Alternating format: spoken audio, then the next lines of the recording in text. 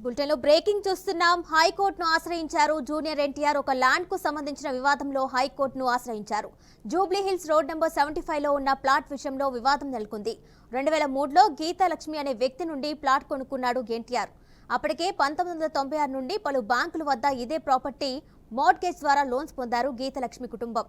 3/4 బ్యాంకుల నుండి fake documents పెట్టి లోన్ పొందిన గీతాలక్ష్మి జూనియర్ ఎన్టీఆర్ కు అమ్మే సమయంలో విషయాన్ని దాచిపెట్టింది.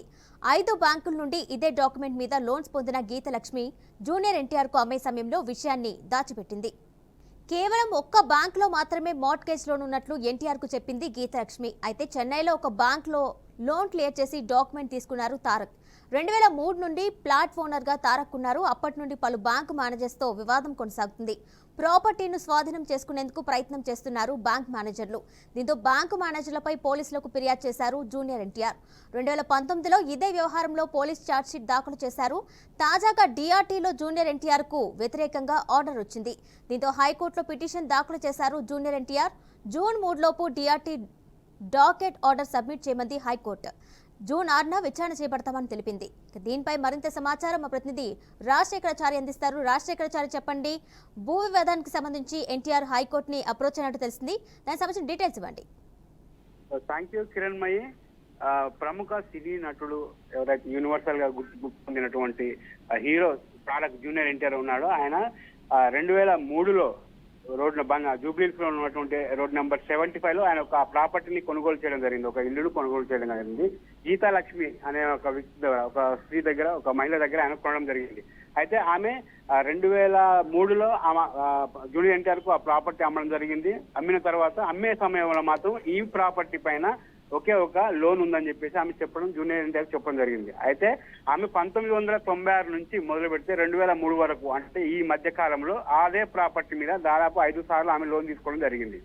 చెన్నైలోతో పాటు తెలంగాణలో, ఏపీలో ఇలా 2-3 రాష్ట్రాలలో ఆమె ఒక 5 సార్లు లోన్ తీసుకోవడం జరిగింది. అయితే ప్రాపర్టీ అమ్మేటప్పుడు మాత్రం ఆమె చెన్నైలోనే ఉందని చెప్పేసి ఆమె చెప్పడం జరిగింది. సో ఆ లోన్ సంబంధించినటువంటి ఆ లోన్ క్లియర్ చేసి అక్కడ ఉన్న డాక్యుమెంట్స్ జూనియర్ ఎన్టీఆర్ తీసుకోవడం జరిగింది. అక్కడి నుంచి 2003 నుంచి ఆ ప్రాపర్టీకి ఆయనే ఓనర్ గా పరిగణిస్తూ వస్తూ ఉన్నాడు. అయితే మిగతా బ్యాంకులు ఏవైతే లోన్ తీసుకున్న వ్యక్తులు ఉంటారో, ఆ మేనేజర్లు ఉంటారో, వాళ్ళు ఆ ప్రాపర్టీ పైన పలు దఫాలుగా జూనియర్ ఎన్టీఆర్ కి నోటీసులు ఇవ్వడం జరిగింది. ఈ ప్రాపర్టీ మా అని చెప్పేసి వాళ్ళు కంప్లైంట్ చేయడం జరిగింది. నోటీస్ ఇచ్చిన నేపథ్యంలో ఆ బ్యాంక్ మేనేజర్ ఎవరైతే, మిగతా బ్యాంక్ మేనేజర్లు ఎవరైతే ఉన్నారో వాళ్ళపైన ఆయన ఆ కేసు ఫైల్ చేశారో వాళ్ళపైన కేసు కూడా పెట్టడం జరిగింది. దీనిలో అయితే డిఆర్టీ అంటే డెబ్ట్ రికవరీ ట్రిబ్యునల్ అని ఒక ఉంటుంది.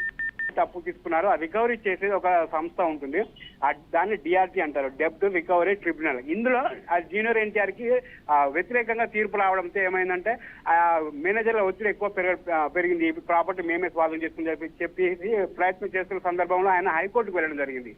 అయితే హైకోర్టులో ఏం చేసిందంటే ఈ డిఆర్టీ సంబంధించి ఏదైతే డిఆర్టీలో ఆయనకు వ్యతిరేకంగా వచ్చిన తీర్పు ఉంటుందో ఆ తీర్పు సంబంధించిన నోటీసులు ఏవైతే ఉంటాయో June 3 లోపు మాకు సబ్మిట్ చేయాలి, హైకోర్టులో సబ్మిట్ చేయాలి. చేస్తే దానిని మేము June 6న విచారణ చేస్తామని హైకోర్టు చెప్పడం జరిగింది. సో ఇప్పుడు డిఆర్టీలో ఇచ్చినటువంటి ఏదైతే తీర్పు ఆర్డర్ కాపీ ఉందో దానిని జూనియర్ ఎన్టీఆర్ హైకోర్టు సబ్మిట్ చేయాలి. చేస్తే 3వ తారీఖు వరకు గడువు ఇచ్చింది. 6వ తారీఖున అది విచారణకు వచ్చే అవకాశం ఉంది. అయితే ఇక్కడ ఒక విషయం గమనించాలి, యూనివర్సల్ గా ఒక దేశవ్యాప్తంగా కాబట్టి ప్రపంచవ్యాప్తంగా గుర్తింపు ఉన్నటువంటి జూనియర్ ఎన్టీఆర్ కి ఒక వ్యవస్థ ఉంటుంది, ఒక న్యాయాధికారులు, అడ్వకేట్స్ కూడా ఉంటారు. కాబట్టి ఇవన్నీ చూసుకోకుండా ఆయన ప్రాపర్టీ ఎలా కొన్నాడు అని చెప్పేసి కొంతమంది సినీ విశ్లేషణ కూడా ఇది కొంత ఆశ్చర్యాన్ని వ్యక్తపరిచే విషయంగా ఉండవచ్చు. ఎందుకంటే జూనియర్ ఎన్టీఆర్ అంటే ఆయన అన్నికి చూసుకో, ఒక మేనేజర్ ఉంటాడు, ఒక అడ్వకేట్ ఉంటారు, ఇలా చాలా రకాలుగా ఉంటారు. అలాంటివి ఏవి చూసుకోకుండా ఎలా ప్రాపర్టీ కొన్నా అని చెప్పేసి ఆ సినీ వర్గాల్లో కూడా కొంచెం చర్చ కొనసాగుతుంది కిరణ్మయి.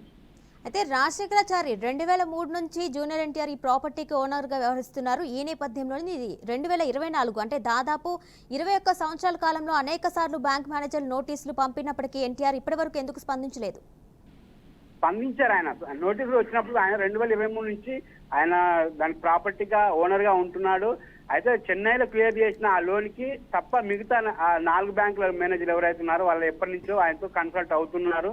ఈ ప్రాపర్టీ మాదని చెప్తున్నారు. తీసుకున్న లోన్ మీరు కడితే మేము క్లియర్, మాకు సంబంధం లేదు. ఎవరైతే లోన్ తీసుకున్నారు, గీతాలక్ష్మి తీసుకున్న లోన్ ఏదైతుందో అది క్లియర్ చేయండి, మీ ప్రాపర్టీ మీకు ఉంటుందని చెప్పేసి చాలా సార్లు ఆ బ్యాంక్ మేనేజర్లు జూనియర్ ఎన్టీఆర్ కలవడం జరిగింది. కానీ జూనియర్ ఎన్టీఆర్ మాత్రం ఇవన్నీ నాకు తెలియదు, ఆమె నాకు ప్రాపర్టీ అమ్మినప్పుడు ఒకటే లోన్ ఉందని చెప్పేసి, అది కూడా చెన్నైలో ఉందని చెప్పేసి ఆమె చెప్పడం జరిగింది. దీనికి నాకు సంబంధం లేదు, మీరేమైనా ఉంటే ఆమెను అడిగి తెలుసుకోండి, దీనికి పూర్తి బాధ్యురాలు గీతాలక్ష్మి అవుతుందని చెప్పేసి చెప్పడం జరిగింది. కానీ బ్యాంక్ మేనేజర్ మాత్రం ప్రాపర్టీ మీరు కొన్నారు కాబట్టి, ఇది మీ పేరున ఉంది కాబట్టి దాని మీద ఏ లోన్ ఉన్నా కానీ అవి మీరే చెల్లించాల్సి ఉంటుందని చెప్పేసి చాలా సార్లు చర్చలు జరిగింది. అయినా కానీ జూనియర్ ఎన్టీఆర్ తగ్గకపోవడంతో ఇది పెద్ద సమస్యగా మారుతుందని చెప్పేసి ఆయన ఆ మేనేజర్ల మీద కంప్లైంట్ చేయడం, కేసు ఫైల్ చేయడం జరిగింది. కేసు ఫైల్ చేసిన తర్వాత అప్పుడు ఈ హైకోర్టు ఆయన వెళ్ళడం జరిగింది. ఎందుకంటే వాళ్ళు ఒత్తిడి పెంచే నేపథ్యంలో ఎప్పుడైతే మిగతా బ్యాంక్ మేనేజర్లు ఒత్తిడి పెంచుతున్నారో అది తట్టుకోలేక ఆయన ఇది ఏదో పెద్ద వ్యవస్థగా ఉందని చెప్పేసి ఆయన అప్పుడు హైకోర్టుకు వెళ్ళడం జరిగింది. అంటే ఎప్పటి నుంచో కలుపుతున్నాడు ఆయన, కానీ అవి కొలిక్కి రాకపోవడం, ఆయన ప్రాపర్టీ సంబంధించిన లోన్లు తీర్చకపోవడం వల్ల మేనేజర్లు ఒత్తిడి చేయడం వల్ల ఆయన హైకోర్టుకు వెళ్ళడం జరిగింది. సో ఇప్పుడు హైకోర్టులో అది ఏం తెలుస్తుందో డిఆర్టీ వచ్చిన కాపీని చూసి హైకోర్టు ఎలాంటి నిర్ణయం తీసుకుంటుంది, గీతాలక్ష్మి ఇన్వాల్వ్మెంట్ ఎంత ఉందో, ఆమె చేసిన తప్పిదాలు పరిగణలోకి తీసుకొని హైకోర్టు కేసు టేకప్ చేసే అవకాశం ఉంటుంది. దానికి సంబంధించిన విషయంలో కూడా హైకోర్టుకు జూనియర్ ఎన్టీఆర్ మరియు గీతాలక్ష్మి కూడా హాజరుగా అయ్యే అవకాశం కూడా ఉంటుంది.